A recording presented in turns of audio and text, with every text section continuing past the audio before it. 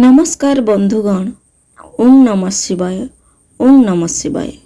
आपण मानंकु आम चैनल को स्वागत करुछि। आज आमे जानिबा श्रावण सोमवार व्रतर पौराणिक कथा। एहार महत्व कौन, व्रत पालनर विधि एवं एही व्रत कले केउ केउ फल मिले। हिंदू धर्म रे श्रावण मास को भगवान शिवंकर सबुठार प्रिय मास बोली कुआ जाए। एही मासर प्रत्येक सोमवार रे लक्ष लक्ष भक्त उपवास करी महादेवंक पूजा करती एवं तांको उपरे गंगा जल दूध और बेलपत्र अर्पण करती। किंतु केबे भाबिछन्ते कि श्रावण सोमवारर एते महत्व काहीकि? एहा पछरे केउ पौराणिक कथा रहिछि? एही व्रत कले की लाभ होए? भगवान शिव को प्रसन्न केमिति हुअन्ति?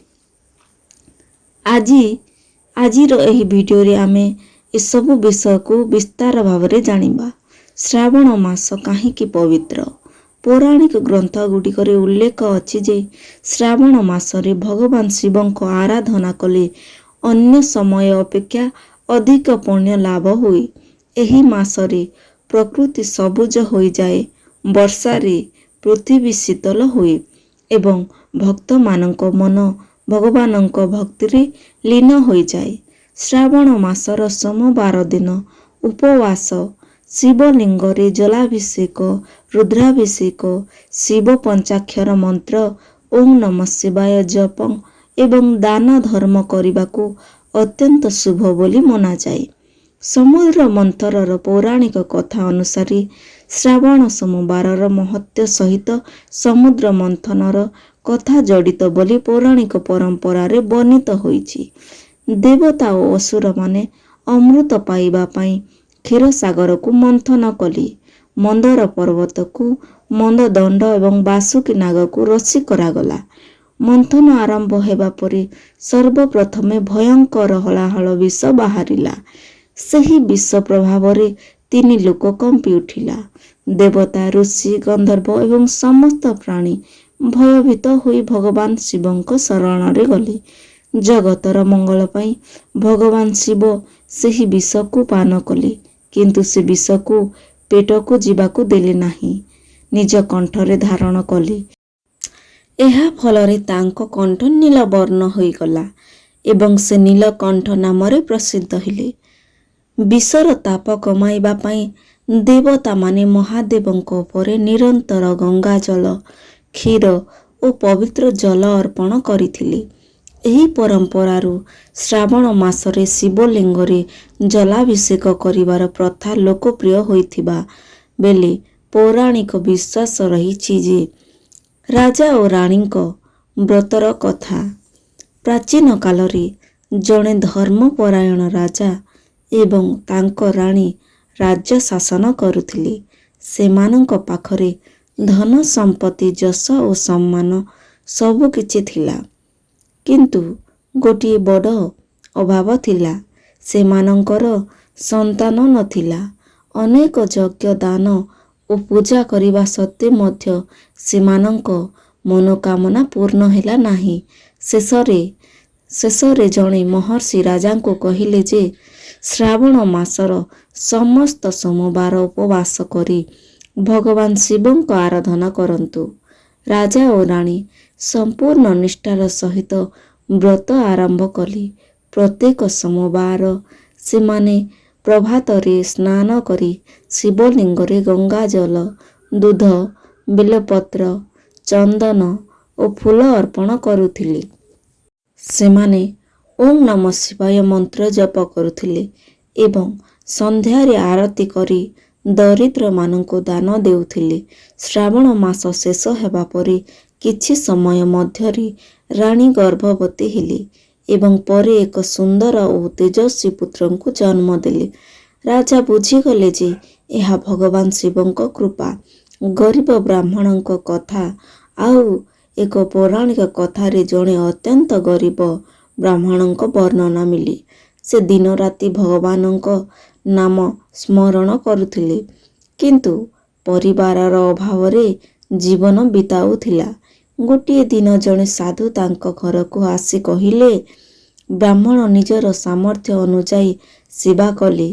ସାଧୁ ଖୁସି ହୋଇ ତାଙ୍କୁ ଶ୍ରାବଣ ସୋମବାର ବ୍ରତ ପାଳନ କରିବାକୁ କହିଲେ। ବ୍ରାହ୍ମଣଙ୍କ ପାଖରେ ଦୁଧ କିମ୍ବା ମହଙ୍ଗା ପୂଜା ସାମଗ୍ରୀ ନଥିଲା। ସେ କେବଳ ପବିତ୍ର ଜଳ ଓ ବେଲପତ୍ର ଅର୍ପଣ କରି ଭକ୍ତି ଭାବରେ ପୂଜା କରୁଥିଲେ। ମହାଦେବ ତାଙ୍କୁ ତାଙ୍କ ନିଷ୍କପଟ ଭକ୍ତିରେ ପ୍ରସନ୍ନ ହୋଇ ତାଙ୍କ ଜୀବନର ଅଭାବ ଦୂର କରିଦେଲେ। କିଛି ଦିନ ପରେ ସେ ରାଜସଭାରେ ସମ୍ମାନିତ ସ୍ଥାପନ ପାଇଲେ ଏବଂ ତାଙ୍କ ପରିବାର ସୁଖ ଓ ସମୃଦ୍ଧି ଭରିଗଲା। ଏହି କଥା ଆମକୁ ଶିଖାଏ ଯେ ଭଗବାନ ଶିବଙ୍କ ପାଇଁ ଭକ୍ତି ସବୁଠାରୁ ବଡ଼ ଅର୍ପଣ। ଦେବୀ ପାର୍ବତୀଙ୍କ ତପସ୍ୟା ଶିବ ପୁରାଣରେ ବର୍ଣ୍ଣିତ ଅଛି ଯେ ଦେବୀ ପାର୍ବତୀ ଭଗବାନଙ୍କ ଶିବଙ୍କ ସ୍ୱାମୀ ରୂପରେ ପାଇବା ପାଇଁ ଦୀର୍ଘ ସମୟ ଧରି କଠୋର ତପସ୍ୟା କରିଥିଲେ। ସେ ଅନେକ ସୋମବାର ଉପବାସ କରି ମହାଦେବଙ୍କ ଧ୍ୟାନ କରୁଥିଲେ। ତାଙ୍କ ଅଟଳ ଭକ୍ତି ଓ ସଂଯମରେ ପ୍ରସନ୍ନ ହୋଇ ଭଗବାନ ଶିବ ତାଙ୍କୁ ପତ୍ନୀ ରୂପେ ଗ୍ରହଣ କଲେ। ଏହି କାରଣରୁ ଅବିବାହିତା କନ୍ୟାମାନେ ଉତ୍ତମ ବର ପ୍ରାପ୍ତି ପାଇଁ ଏବଂ ବିବାହିତା ମହିଳାମାନେ ସୁଖୀ ଦାମ୍ପତ୍ୟ ଜୀବନ ପାଇଁ ଏହି ବ୍ରତ ପାଳନ କରନ୍ତି। ବ୍ରତ କିପରି ପାଳନ କରନ୍ତି ଆସନ୍ତୁ ଜାଣିବା। ଶ୍ରାବଣ ସୋମବାର ଦିନ ବ୍ରହ୍ମ ମୁହୂର୍ତ୍ତରେ ଉଠି ସ୍ନାନ କରନ୍ତୁ। ପରିଷ୍କାର ବସ୍ତ୍ର ପିନ୍ଧି ଭଗବାନ ଶିବଙ୍କ ସମ୍ମୁଖରେ ବ୍ରତର ସଂକଳ୍ପ କରନ୍ତୁ। ତାପରେ ଶିବଲିଙ୍ଗରେ ଜଳ, ଗଙ୍ଗା ଜଳ, ଦୁଧ, ଦହି, ଘିଅ, ମହୁ ଓ ଚିନି ଦ୍ୱାରା ଅଭିଷେକ କରନ୍ତୁ। ବେଲପତ୍ର, ଧତୁରା, ଆକୁଣ୍ଡ ଫୁଲ, ଚନ୍ଦନ, ଧୂପ ଓ ଦୀପ ଅର୍ପଣ କରନ୍ତୁ। ଶିବ ଚାଲିସା, ମହାମୃତ୍ୟୁଞ୍ଜୟ ମନ୍ତ୍ର କିମ୍ବା ଓଁ ନମଃ ଶିବାୟ ମନ୍ତ୍ର ଜପ କରନ୍ତୁ। ଦିନସାରା ସଂଯମ ରଖନ୍ତୁ, କାହାକୁ କଷ୍ଟ ଦିଅନ୍ତୁ ନାହିଁ ଏବଂ ସମ୍ଭବ ହେଲେ ଦାନ କରନ୍ତୁ। ଏହି ବ୍ରତ ଆଧ୍ୟାତ୍ମିକ ସନ୍ଦେଶ। ଶ୍ରାବଣ ସୋମବାର ବ୍ରତ ଆମକୁ ଶିଖାଏ ଯେ ଜୀବନରେ ଭକ୍ତି, ସଂଯମ, ଧୈର୍ଯ୍ୟ, କ୍ଷମା ଓ ଦୟାର ମହତ୍ତ୍ୱ ସର୍ବାଧିକ। ଭଗବାନ ଶିବ ଭୋଳାନାଥ ସେ ଭକ୍ତଙ୍କ ବାହ୍ୟ ଐଶ୍ୱର୍ଯ୍ୟ ନୁହେଁ, ଅନ୍ତରର ପବିତ୍ରତାକୁ ଦେଖନ୍ତି। ବ୍ରତର ଫଳ। ପୌରାଣିକ ବିଶ୍ୱାସ ଅନୁସାରେ ଶ୍ରଦ୍ଧାର ସହିତ ଶ୍ରାବଣ ସୋମବାର ବ୍ରତ ପାଳନ କଲେ ଭଗବାନ ଶିବଙ୍କ କୃପା ପ୍ରାପ୍ତି ହୁଏ। ମନରେ ଶାନ୍ତି ଓ ସାହସ ବଢ଼େ। ପରିବାରରେ ସୁଖ ଓ ସମୃଦ୍ଧି ଆସେ। ବିବାହରେ ବାଧା ଦୂର ହୁଏ। ସନ୍ତାନ ପ୍ରାପ୍ତର ଆଶୀର୍ବାଦ ମିଳେ ବୋଲି ବିଶ୍ୱାସ ରହିଛି। ଜୀବନର କଠିନ ପରିସ୍ଥିତିକୁ ସାମ୍ନା କରିବାକୁ ବାର ଶକ୍ତି ମିଳେ। ଭକ୍ତି, ସଂଯମ ଓ ସଦାଚାରରେ ଜୀବନ ଆଲୋକିତ ହୁଏ। ବନ୍ଧୁଗଣ, ଶ୍ରାବଣ ସୋମବାର ବ୍ରତ କେବଳ ଉପବାସ ନୁହେଁ, ବରଂ ଏହା ଆତ୍ମଶୁଦ୍ଧି, ଭକ୍ତି, ସେବା ଓ ଈଶ୍ୱରଙ୍କ ପ୍ରତି ସମର୍ପଣର ଏକ ପବିତ୍ର ସମାଧାନ।